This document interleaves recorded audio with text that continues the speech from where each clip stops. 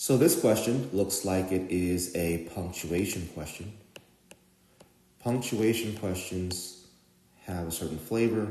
All of the answer choices pretty much say the exact same words or have the exact same answer. In this case, we have a little bit of an addition, right? Only two of the answers have the word and. The others only have 1680, but they all have 1680, right? So this is definitely punctuation. It's testing us on whether or not we need a comma or we don't need a comma, but also whether or not we need and or not as well. So definitely a punctuation question. And I am always going to use King of the Hill whenever I'm doing any reading and writing question. So let me show you how I use those strategies on this particular question. Looks like I have some words here that I may not be able to pronounce, so I don't like to try to pronounce these words. So P was a tea leader from OO, a pueblo located about 25 miles north of present-day Santa Fe, New Mexico. He was instrumental in organizing the Pueblo Revolt of 1680 as a result of his leadership.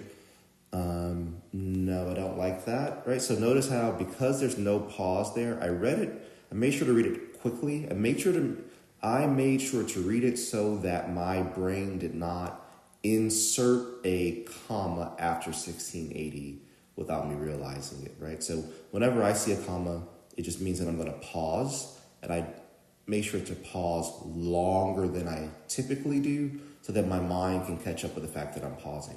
Whenever I don't see a comma, I read a bit faster to make sure that my brain does not insert a pause or insert a comma that's not actually there. So again, he was instrumental in organizing the Pueblo Revolt of 1680 as a result of his leadership. Does not make any sense. So now trying choice B, this is part of King of the Hill. I'm not going to cross out choice A. I'm going to compare it to choice B.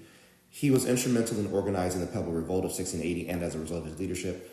I think it's still a bit of a run-on. I think I still prefer to have a pause after 1680, but definitely choice B is better than choice A. So I'm going to cross out A, and this is where the King of the Hill part of my strategy comes in. B is the king, A is the loser, so B is the current king.